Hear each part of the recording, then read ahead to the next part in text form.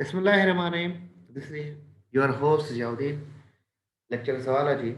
Today we learn animal classification in the chapter number 10, Kingdom Animalia. Kingdom Animalia में जो हम chapter पढ़ रहे हैं वो एनिमल क्लासिफिकेशन है. On the basis of their characters, the animals are classified into the various groups such as phyla, classes, orders, families, genera, and species.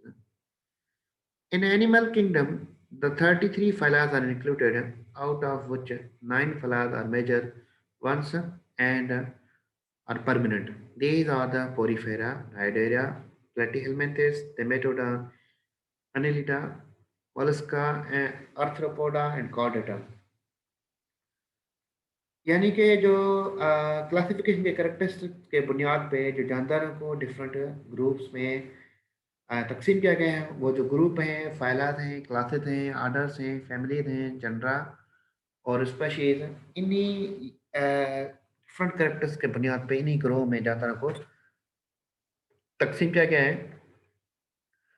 Total जो फ़ाइलात include किए गए हैं वो 33 फ़ाइलात हैं, जिनमें से 9 मेजर फ़ाइलात हम इस किताब में पढ़ रहे हैं,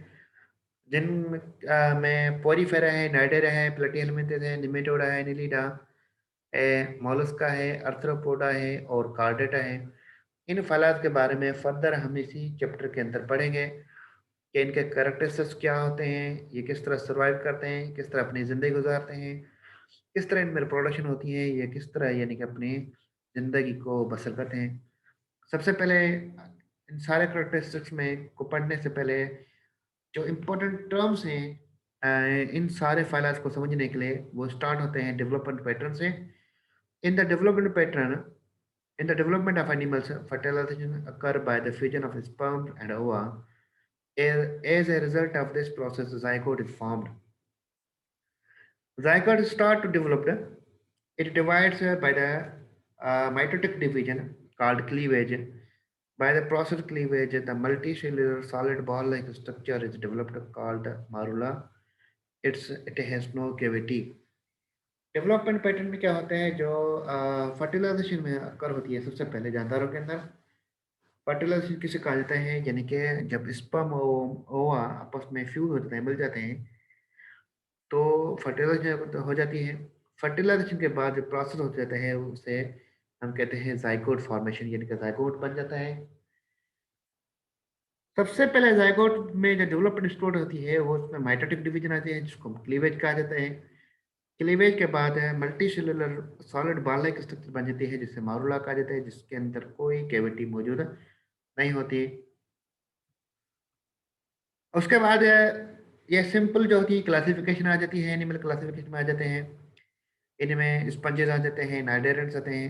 ये जो होते हैं वो एंसेस्ट्रल प्रोटेस्ट हो जाते हैं. प्रोटेस्ट से यानी कि थोड़ा घना इनकी यानी कि मुशायबत होती है. उसके बाद एसिलोमेट एंसेस्ट्रल जो होते हैं उसमें एसिलोमेट आ जाते हैं, सीडोसिलोमेट आ जाते हैं, प्लेटियल मेथड हो गए और उसमें राउंड वर्म्स हो जाते हैं. उसके बाद सिलोमेट्स होते हैं, ये वो सारे जानवर होते हैं जिनमें एक्टिव बॉडी कैविटी होती रहती है. उसके बाद प्रोटोस्टर्म्स होते हैं, ड्यूटेरोस्टर्म्स, ये फर्दर है, आगे हम इनको डिस्कस कर रहे हैं. एनिमल क्लासिफिकेशन में आ जाता है. उसके बाद जब मारुला के बाद आ जाता है ब्लास्टुलिया. When the process of division cleavage continue, a cavity appear in the marula called blastocele. The blastopore develop into the mouth and anus due to the presence of cavity structure called blastula. अब मारुला में जो तो नई cavity नहीं मौजूद होती, तो उसके बाद जो प्रोसेस अपीयर हो जाता है वो उसे कहता है ब्लास्टुला कहा जाता है.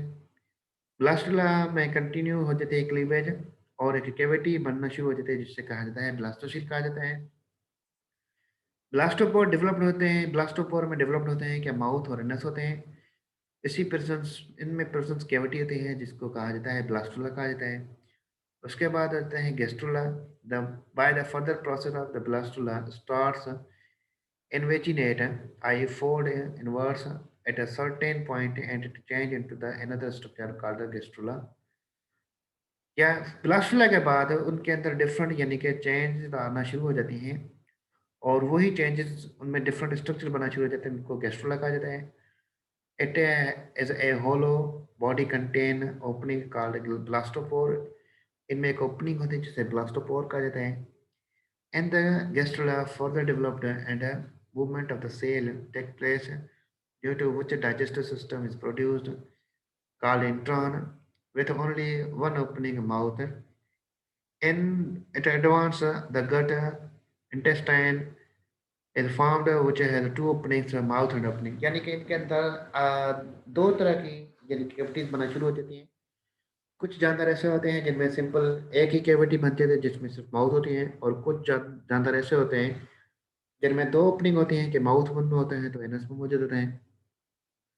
The process of development is different from animal to animal. It shows a relationship between the phyla. ये हर जानदार में जो डेवलपमेंट का जो पैटर्न होता है डिफरेंट होता है, और जो रिलेशनशिप दिखाते हैं यानी कि फाइलर्स के बीच में उसमें आ जाते हैं। उसके बाद आ जाते हैं सेल्यूलर ऑर्गेनाइजेशन आ जाते हैं। Animals of the multi cellular eukaryotic organisms I have complete additive nucleus in their cell. There is a particular cellular organization in the body in their body. This organization is as follows. यानी कि ये जानदार जो होते हैं multi cellular होते हैं, eukaryotes होते हैं। इसका मतलब यह हो गया कि इनके बॉडी के अंदर ट्यू न्यूक्लियस मौजूद होता है। उनमें पर्टिकुलर जो होते हैं वो सेलुलर ऑर्गेनाइजेशन होती है जिस वो नीचे डिफाइड की गई है। The cells unite together to form tissues. Tissues join together to form body organs. From different organ form organ systems, cell combine होते हैं तो टिश्यू बनते हैं, टिश्यूज कंबाइन होते हैं तो ऑर्गन बनते हैं, और डिफरेंट ऑर्गन्स कंबाइन होते हैं तो फिर ऑर्गन सिस्टम बन जाते हैं। उसके बाद एनिमल किंगडम जो होता है क्लासिफाई होता है, दो सब किंगडम होते हैं। एक किंगडम होता है पेराजो होता है, और दूसरा जो होता है किंगडम मेटाजो हो जाते हैं। In this subkingdom the body of animals has no proper tissue organisation. इसमें यानी कि फाइलम पोरीफेरा आ जाते हैं, यानी कि ये वो जानदार होते हैं जिनमें टिश्यू ऑर्गेनाइजेशन नहीं होते, टिश्यूज मौजूद नहीं होते, यानी कि सिर्फ और सिर्फ में सेल ही मौजूद होते हैं। और यू मिटोजोआ वो जानदार होते हैं जिनमें टिश्यू ऑर्गेनाइजेशन मौजूद होती है। उसके बाद आ जाते हैं यानी कि कुछ इंपॉर्टेंट टर्म्स हैं इन फाइलास को समझने के लिए। सबसे पहले जो टर्म है तो है वो डिप्लोब्लास्टिक होता है, और दूसरा जो होता है ट्रिप्लोब्लास्टिक ऑर्गेनाइजेशन होते हैं। डिप्लोब्लास्टिक जानदार ऑर्गेनाइजेशन ये वो जानदार होते हैं जिनकी बॉडी के अंदर सिर्फ और सिर्फ दो लेयर्स होते हैं, यानी कि जर्मिनल लेयर्स बनते हैं हमारी बॉडी के अंदर। वो जर्मिनल लेयर्स जो होते हैं इन्हीं जानदारों में जिनमें दो हो तो उन जानदारों को कहा जाता है डिप्लोप्लास्टिक एनिमल्स कहा जाता है। जैसे कि एक्टोडर्म और एंडोडर्म। एक्टोडर्म जो लेयर होता है वो आउटर लेयर होता है, और एंडोडर्म जो होता है वो इनर लेयर होता है।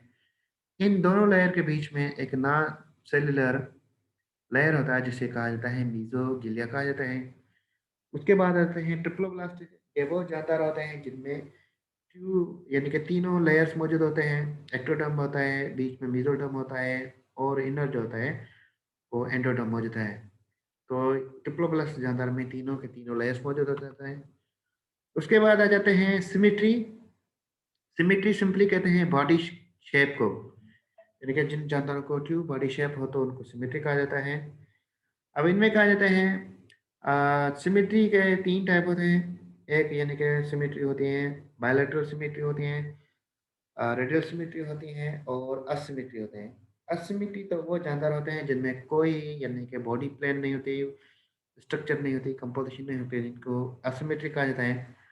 उसके बाद जब बायलैटरल सिमेट्री होती है, यानी कि ये वो जानदार होते हैं जिनकी बॉडी डिवाइड होती है दो इक्वल हाफ्स में, तो उनको कट किया का जाए, उनको यानी कि अगर उनके डायसेक्ट किया जाता है उनको आधे इक्वल हाफ्स में किया जाए, जैसे कि आपकी स्ट्रक्चर दिखाई दे रही है। 10.3 जो है वो रेडियल सिमेट्री के हैं। इसमें यानी कि बायलैटरल सिमेट्री में आ जाते हैं। इनको अगर कट करें तो दो हिस्से में, सिंपल जो फिशेस आप लेते हैं तो जो फिशरमैन होता है आपको फिश कट कर देता है, वो हमेशा दो इक्वल बराबर हिस्सों में करते हैं। उसके बाद आ जाते हैं रेडियल सिमेट्री आ जाते हैं when the body of animals can divided into the two halves और मोर देन वन एंगल्स। ये भी दो यानी कि हाफ्स में इनको डिवाइड किया जाता है, पर उनकी एंगल जो होती है वो दो से ज़्यादा होती है। उनको कहा जाता है रेडियल सिमेट्रिकल, जैसे कि आपको एग्जाम्पल देख रहे हैं तीन इम्यून को अगर डिवाइड किया जा रहा है तो उनको ये एरोज दिए गए हैं, निशानात दिए गए हैं। उनको दो इक्वल हाफ मिल रहे हैं पर उनकी डिफरेंट एंगल्स के हिसाब से। जिन जानदारों में जो सिमेट्री नहीं होती, नो प्लेन होते हैं सिमेट्री का, उनको असिमेट्रिक कहा जाता है, जिनमें एग्जाम्पल आ जाते हैं स्पंजेस आ जाते हैं। उसके बाद आ जाते हैं सीलोम। सीलोम कहा जाता है सिंपली इंटरनल बॉडी कैविटी को कहा जाता है, जिससे सीलोम कहा जाता है। सीलोम के हिसाब से भी जानदार जो होते हैं वो तीन ग्रुप्स में डिवाइडेड होते हैं। एक जानदार होते हैं एसिलोम होते हैं, दूसरा सीलोमेट होते हैं, तीसरा होते हैं सीडोसिलोमेट होते हैं, और थर्ड होते हैं सिलोमेट होते हैं। अब जो असिलोमेट में है, यानी कि इनकी बॉडी कुछ ऐसे जानदार होते हैं जिनमें ट्रू बॉडी कैविटी मौजूद नहीं होती, कोई बॉडी कैविटी नहीं होती। और कुछ ऐसे जानदार होते हैं जिनमें यानी कि फॉल्स बॉडी कैविटी होती है, यानी कि उनके अंदर कैविटी होती है जिन पर वो ट्रू नहीं होती। सिलोम का मतलब है यानी कि ट्रू बॉडी कैविटी होती है। ये सिंपली जैसे है सिलोमेट, ठीक है, जिनमें जैसे प्लेटी एलिमेंट्स हो गए, वो उनमें जो होती है बॉडी कैविटी नहीं होती, वो हो जाते हैं एसिलोमेट होते हैं। सिलोड और सिलोमेट में आ जाते हैं वो निमेटोड्स हो जाते हैं। जो भी निमेटोड्स होते हैं उनके अंदर कोई भी बॉडी कैविटी मौजूद नहीं होती। अर्थवर्म से लेकर एनिलिड से लेकर यानी कि जितने कॉर्डेट तक जानदार आते हैं वो सारे के सारे सिलोमेटा में शामिल हो जाते हैं। उसके बाद जानदार आ जाते हैं फेटा ब्लास्टोपोर। इसमें ओपनिंग आ जाते हैं जैसे कि गेस्टुलेशन स्टेज में आ जाते हैं। इनकी बॉडी कैविटी के हिसाब से जो ओपनिंग के हिसाब से जानदार दो मेन कैटेगरी में डिवाइड किए गए हैं। एक होते हैं प्रोटोस्टोम, दूसरे होते हैं ड्यूटेरोस्टोम हो जाते हैं। प्रोटोस्टोम क्या आ जाता है, फर्स्ट स्टोमा मीन्स माउथ।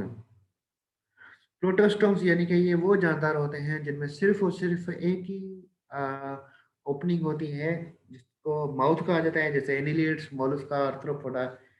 इनके अंदर सिर्फ और सिर्फ माउथ कैविटी थी, यानी कि ये अपना फूड माउथ से हासिल माउथ से करते हैं और वहीं से अपना डाइजेस्ट करते हैं, जिनकी वजह से इनका नाम रखा गया है प्रोटोस्टोम रखा गया है। उसके बाद इनमें आ जाए दूसरे जो कैटेगरी आ जाती है वो ड्यूटेरोस्टोम आ जाते हैं। ड्यूटेरोस्टोम्स वो जानदार होते हैं जिनमें दोनों ओपनिंग्स होती हैं, माउथ को होते हैं, जोइनस को होती हैं। इसमें एकानोडर्म्स हो गए, कॉर्डेट्स हो गए, यानी कि ये अपने माउथ से फूड खाते हैं और डाइजेस्ट जो करते हैं वो यानी कि खारिज करते हैं वो एनस से करते हैं, जिनकी वजह से उनको ड्यूटेरोस्टोम्स कहा जाता है। उम्मीद करते हैं कि आपको टॉपिक समझ आया होगा। और वीडियो को ज़्यादा से ज़्यादा लाइक कीजिएगा, शेयर कीजिएगा। Thanks, have a nice day. अपनी दुआओं में याद रखिएगा। थैंक्स, अपनी दुआओं में याद रखिएगा।